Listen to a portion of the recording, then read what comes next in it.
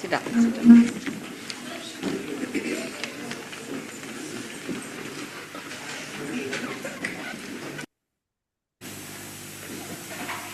Which I should have said much earlier.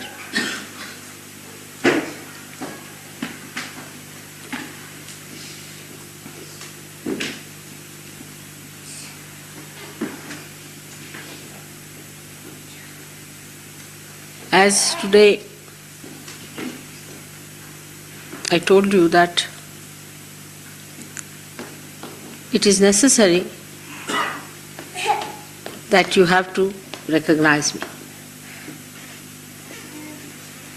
And that recognition is fixed.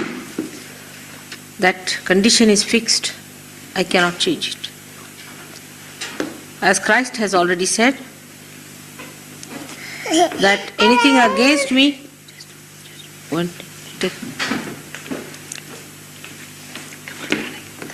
anything against me will be tolerated, will be forgiven, but anything against the Holy Ghost will not be. It's a very big warning, very big warning. Perhaps people don't realize what it means. Of course, none of you are against me, that I know. And you don't do anything against me. That's very true. After all, you are my children. I love you very much, and you love me.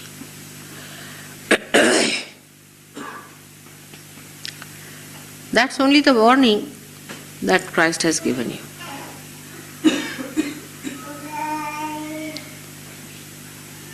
But one must think why we are not progressing so fast as we should have.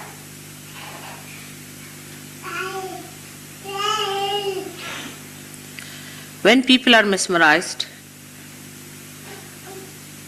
they fall completely flat on the ground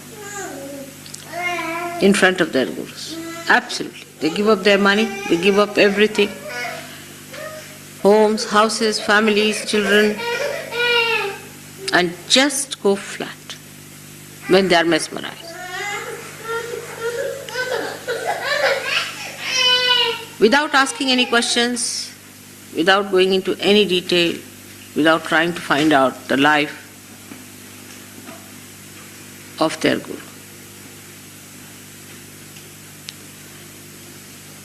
All such people also go very fast into darkness, into greater darkness, and into complete destruction.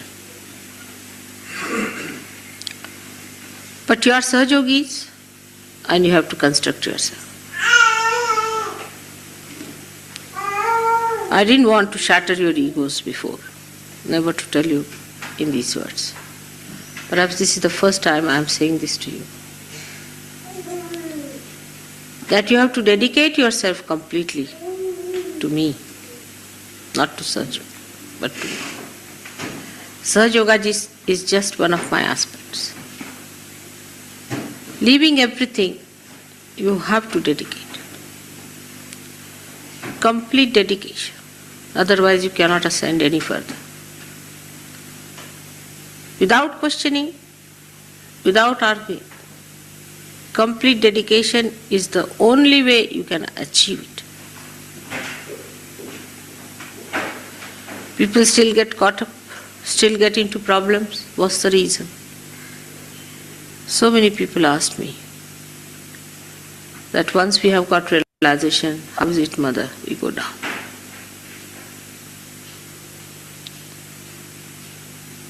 The only reason is that dedication is not complete. This complete reverence and complete dedication has been not established. You still do not know that I am divine to that extent as you should. I don't say all of you, but still, if you look into your heart and look into your mind, you will find out that complete devotion that you had for, say, Christ, or for Krishna, or for any one of those who have been, is not there.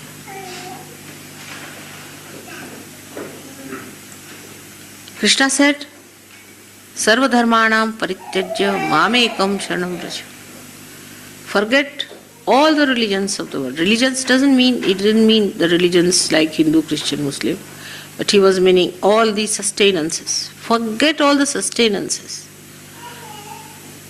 and completely dedicate to me. That was 6,000 years back. And there are many who would still say that we have completely dedicated ourselves to Sri Krishna. Where is he now? Even those whom I have given realization, they say like this. Of course, there's no difference between him and me. But today I am the one. I am the one who has given you realization.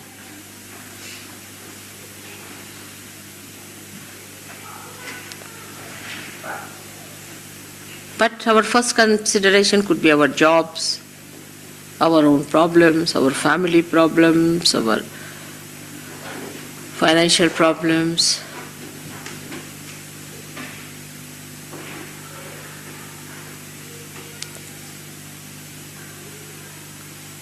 And dedication is the last. I'm elusive is true. My name is Mahamaya. I am elusive, no doubt. But I am elusive just to judge you.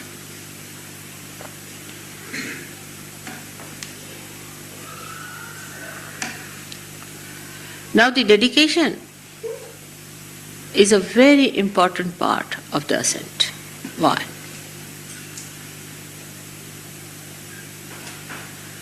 Because when you are precariously placed, when there is immediate danger to your existence, at this time when the whole world is standing at a precarious position where it is going to be destroyed completely, it's very important that you cling on to things that is going to save you with complete might and complete faith. Like you are getting drenched in ordinary water, doesn't matter. But if you are sinking in the sea, and there's a question of this moment of existence and that moment of destruction, that time, if a hand comes forward to fetch you out, there's no time for you to think anymore, but cling on to it. With all your might, with all your faith.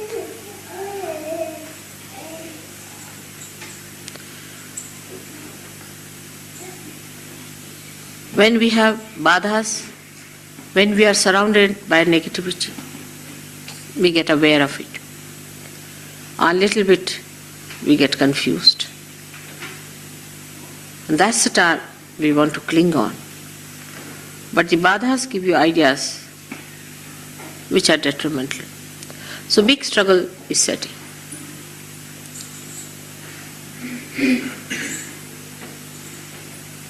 At that time, what is the best way? The best way is to forget everything else. Forget that you are possessed or this badha or anything. With all your might, whatever is there, you have to hold on to me.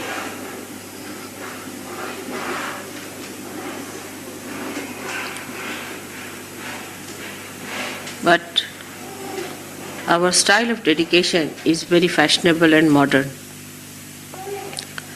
in which Sahaja Yoga is by the way and Mother is very much by the way. I'm sorry, it's not going to work out. I don't have to tell this to Indians, because if you read Devi Mahatmya, it's sufficient. Even if you read her 1,000 names, it's sufficient.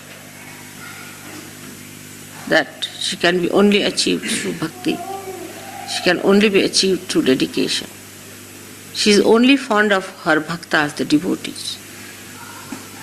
It's nowhere written that she is fond of people who can talk better, who can argue better, who dress better, who live better, who have better surroundings, but her devotees. And this devotion and dedication should not be a frenzy or anything, but should be sustained, continuous, ever flowing, ever growing. That's the only way now for further development.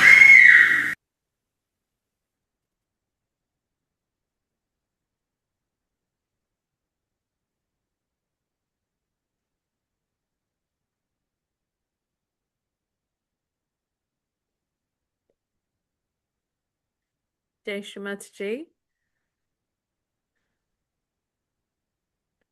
Thank you, Derek Ferguson, Fergy G, for joining us for part 2 of treatments. We're here at the National Centre of United Kingdom, the heart of the universe at Blossom Farm this evening. And it's so nice that you have joined us to tell us briefly this puja talk of Cheltenham in 1982. Please tell us about it. And there is something very special that happened at the puja. Can you please describe that to us and the treatment that was that you participated in, thanks to Shri Mataji? Well, this puja was very distinct in the sense that there was lots of us. We went to Cheltenham. I was living in Bristol, and it was very. So I'd moved to London, but I was part of the Bristol collective before. So Cheltenham I'd been to before, and there was some. Just to give some background, there were some people who'd infiltrated the puja. So they sat down with all of us. And at one stage, they started giving out leaflets against Sahaja Yoga. So people thought it was a sheet of paper with maybe some songs on or something. So everyone took this piece of paper and then they realized it was something written against Sahaja Yoga. So they grabbed hold of them and escorted them out of the venue. So in the puja talk, Shri Mataji said that trying to lift the kundalini was like trying to raise donkeys on your head, because those people would never be interested, and they weren't interested. They just came to give trouble. So that was quite interesting. We also had a havan outside, and I'll just say a little bit of background. At the time, the people who hired us the venue said we can't have a havan because it's not they have no designated place. So after Shri Mataji spoke to one of the Sahaja Yogis, he went back to the organizer and said, demanded a space, and then they gave us one. So there's quite a nice, you'll see lots of photographs and pictures of that place. And afterwards, they went to the source of the River Thames, and Shri Mataji put her feet there. But towards the end of the puja, I was there in the room, maybe 200-300 of us there, and Shri Mataji called me over and she asked me to put my left hand under her right foot. So I was wondering, this is quite interesting, what's going to happen with this? So I put my left hand under her right foot, and then everybody else, I had to put my right hand towards the left hand of the next person, like this. Just pointing towards them. Pointing down. So we didn't have to hold hands. No. So and then after everybody in the room did that, then the last person had to put their hand, they opened the door, and the last person had to put their hand outside the door, but their right hand up to be up in the air like this. So just so your left hand under Shri Mataji's right foot. and your right hand pointing to the next Sahaja Yogi next to you. Their Sahasrara. There's Sahasrara. Okay, so On there's their hands. On their hand, Sahasrara yes. on their hand. So the right hand or the No, left hand. towards their left hand. Yes, because that's what receives and then right hand gives. Fine. Yes. Yeah. So everybody was zigzagging in the room. Yes. And then the yes. last person was worried that everything's going through them. Okay. But they didn't have to be worried. But, Shri Mataji was there. So. And the last person's right hand was outside the window, right? Yeah. But no, door or window, I'm not sure. But it was up in the air. Up towards. Up in the air, pointing to the ether, clearing the right side. Clearing all of us. All of us were cleared through Shri Mataji. Of course, the source of it. Yeah. So since then, I've talked to people about that, and some people have heard about it, some people did it, but I saw some, one day I was in one of the ashrams, and I saw some yuvas doing the treatment, and I thought, oh, they said, oh, we're doing that same thing. And so I was interested. I thought, oh, I wonder how it's, progressed or, evolved. And they were holding their hands in a circle. So I explained to them, well, that's not the way how it goes. So what you're meant to do is put your left hand towards a photograph of Shri Mataji with a candle. And then the right hand has to go up in the air. And you have to have the window open or a door open, so it goes out into the ether. But if you're just holding hands like this in a circle, it's just passing from one to the other. Yeah, in a circle. Round in a circle. So, so it should be like in a horseshoe. So one person, to the photograph, and one person with the hand up and out towards a window or door if it's going outside. So, I just wanted to point that out, that that was something that was shown. And what I discovered over the years is that treatment is very good for conflict resolution. So if you have a collective where the people are not getting on with each other for whatever reason, if they was to try that, I'm sure it would resolve lots of issues, because you don't have to think about it. You don't have to do anything. You don't even have to touch. So when we did it, the ladies and men didn't have, or children didn't have to separate. Whoever was next to you, you could put your right hand towards their left hand of their sahasrara on their hand. So it's a very like that practical method. And so I've tried to encourage people over the years, if you've got a collective, you don't get on, just try it and see what happens. You may discover, especially if you have some people who don't get on with each other, you may discover suddenly they're all, happy with each other. And especially if you have a collective where people don't talk, they're like, oh no, I don't get on. I'm not going to talk to that person. With this method, you don't have to have any discussion. So you could do it in, I don't know, Kabbalah. You can do it in any setting. You can have, we had several hundred people doing it. You can have it with 5-10 people. It doesn't matter. So that's just something that I experience. So, but Shri Mataji didn't ask me or say anything to me about it. She just called me over. So I didn't ask any questions, but I've tried it since.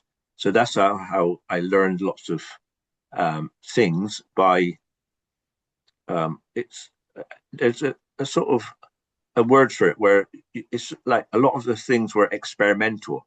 You didn't know what was going to happen or what was the outcome. Sometimes things were mentioned.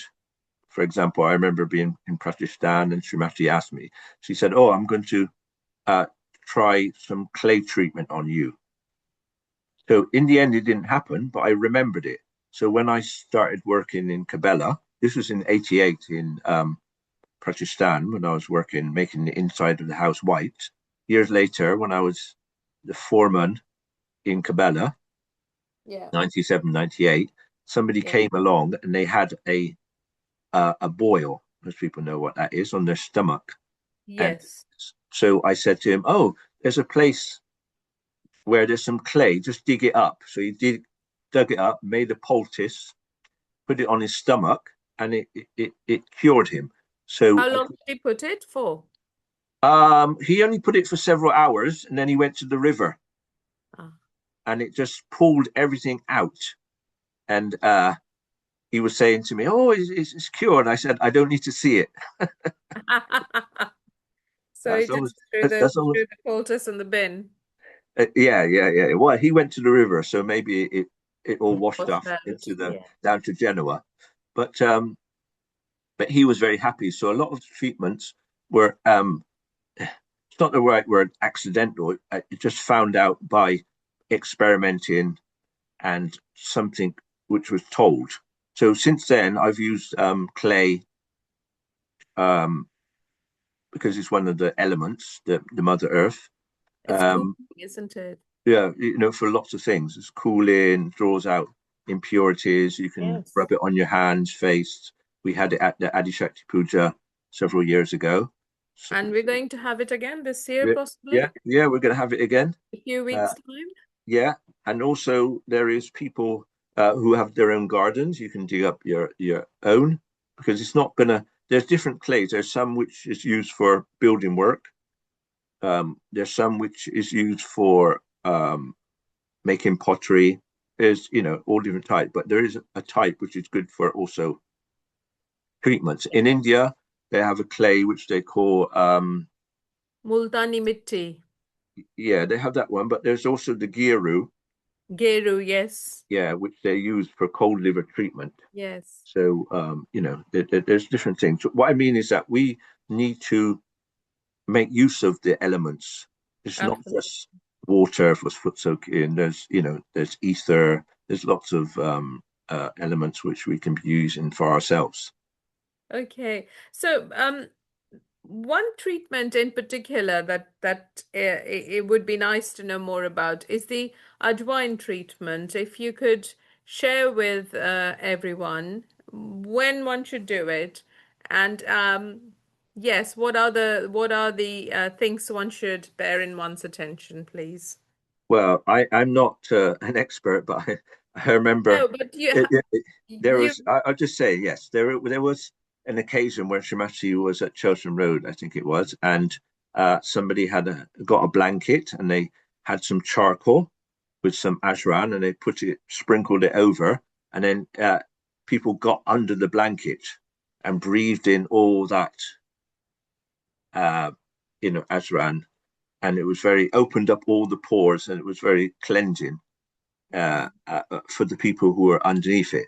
But like when I tell about any treatments, I always try to make sure that people know that um, what you shouldn't do. So one of the things you shouldn't do is you shouldn't, if you can, you shouldn't leave the house. There's a difference between knowing about a treatment, but doing it safely, you should know. So what happens is that it opens up all the pores. So you shouldn't really like go out into the cold. Most people would go from the house to the car. But if you don't wrap up it well, cover your head, wrap up well, then it's not good. So it's ideal if you're living in an ashram, you do the treatment if you've got those symptoms which require it. But all these things are what happens people if like it's to explain. People like to experiment. What do you say? What happens if it's summer and you don't need to cover your head? The important thing is that the pores are open, so you should cover your head after a joint treatment. Is that right? Yeah, but you should try and stay in. Yes. If it's done in the evening before you go to bed, that's the Yes. ideal thing, rather than having all your pores open and going out and about. So, Okay. but if we get a chance, I've seen the video, so we can at some stage post that on the link. If you Thanks. could email that, please. Yes, Yeah, we put the link up in the write-up to your video. yeah. Okay, great. So let's focus on these two treatments today. Is there anything else that comes to your attention that you'd like to share with us, please?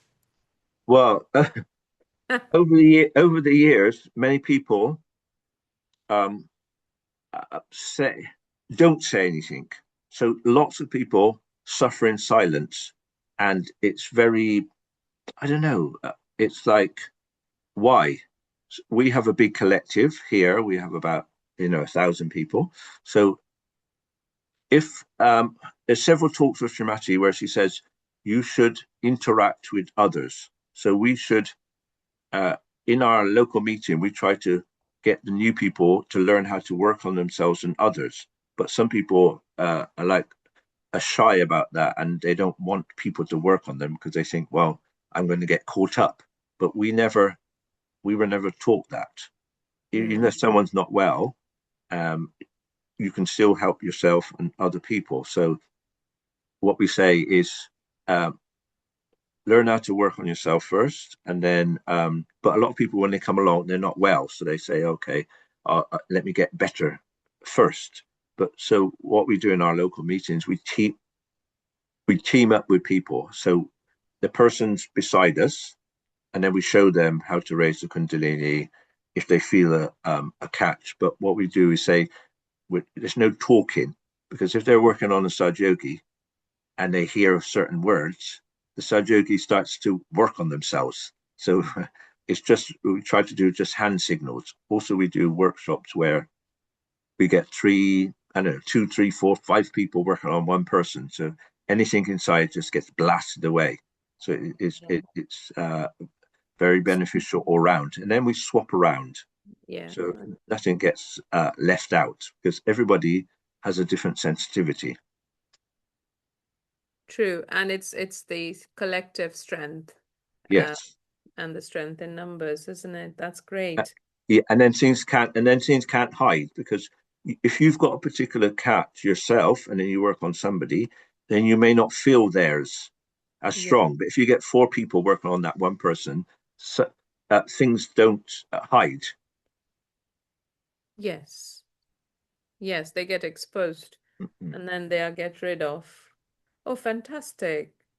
Um, is there any other recollection you have from this 1982 Cheltenham seminar? Because this was a phenomenal event. The excerpt that we heard from Shri Mataji completely has blown my mind away. I mean, we've heard it before, but just to hear that again as we are here preparing for Oh yeah. Adi Shakti puja and everything. And here Shri Mataji is just reminded your dedication is to her, to Shri Mataji, not to Sahaja Yoga, isn't it? Is there anything else that you remember from that Well, seminar? I was sort of newish. I mean, that's 82. I came in 81, but um, that was like in a different, town. Yes. But I just remembered we walked around in the garden, but everything was made to feel like it was normal, even though the divine was there. So, with Shri Mataji being there, some people had a feeling that they had to follow people. I'm not saying the leader, but there's certain people who Somebody gave that. they kind of like idealized type. Yes, yes. So she tried to put a stop to all that, explaining that she is the one we should be following, and in that way, you would get more benefit Yeah. from the puja. Because sometimes people brought somebody Yes. to Sahaja Yoga, so they would felt obliged to that person. Uh-huh. But Thank you for putting she, that in yeah, context. so she Right. explained that you shouldn't need to feel obliged to that person. I'm the main person, and if anyone gets in the way, then you're going to be missing a point. So it was good to understand that point. Perfect. Okay. And thank you very, very much for joining us this evening, Fergie. Is there anything that you'd like to share before we conclude this session? Yeah, I'll just say that I went through some of my notes, and at this moment in time, there's quite a few people I've spoken to, and they said they're not feeling well. And the one question I always ask them, has anyone worked on you recently?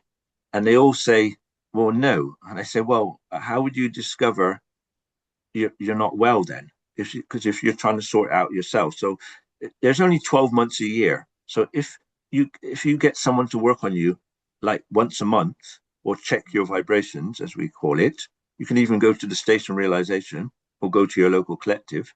And then you could then feel something is not right and try to nip it in the bud, meaning Yeah. prevention is better than cure. Indeed. So for example, with the Swadhisthana, we had on Thursday in the meeting, it was that chakra. I was explaining to somebody that the Swadhisthana, people don't realize, goes around the void, giving Yes. energy. So if you rotate your hand around the void, and like it shows on the chart, the Swadhisthana is in a fixed position, but actually it goes around and it provides energy to the liver, kidney, spleen, pancreas, uterus in women, and colon. A lot of colon, and lots of people have been getting those problems. So Yes. recently, I told that to somebody, and they rotated their hand around Yeah. their Void. it's like they were moving. In the old days we used to have cars, and to start them you have to crank them up. So Okay. this is like doing a manual rotation. And Mm-hmm. if the kundalini stops, normally the kundalini goes up and down, but the Swadhisthana goes around. So the kundalini will drop back down to try and fix the problem. For example, if you've got a bad liver. So Yeah. what I'm saying is 80% of the people I work on, they have a hot right side. So if you do left to the right, that solves a lot of problems. Yes. And then if you was to then, a lot of people use candles, camphor, stuff like that. But if you need water or cooling down, that's what you should use. But everybody should get checked out to find out what is best for them, rather than just doing the general things. And then once you find out what's going on, I just to say, I met somebody who told me, "Oh, I'm not feeling well. I went to the doctor. They told me I've got a brain tumor." So I said to them, "What? Where have you been? Who have you been talking to?" So they explained to me that they'd been to the hospital and they were working on somebody. Uh, so I said, "What's wrong with that person?" It was a child. They said, "They've got a brain tumor." And I said, "Well, two and two makes four." I said, "You're not related to this person. They were doing it out, to help out." And I said, "Well, unless you know how to protect yourself, it's going to Yeah. be affecting you." Do you know what I mean? Shamashi, you can work on anybody, but we're not at that level. So No. he stopped uh, going to the hospital, working on this child, and then his brain tumor started going down. Uh-huh. And so it was just in the nick of time. So, it's just one of those things. If you uh, get to find out certain things, then things don't like lead further. So we just need to be aware of each other and try and, help each other. And that'll Yeah. be good, because we've been told we are uh, a sort of like another level, but we have to Yeah. make use of it. Yes. Okay. Okay. That's a very good reminder, Fergie. Thank you so much for joining us. I think um, the collective outside is waiting, and I'm so grateful. We are all so grateful to have this experiences with Shri Mataji that you had, and to be able to sit in the meditation room at Shri Mataji's place in the heart of the universe. It's really, really special.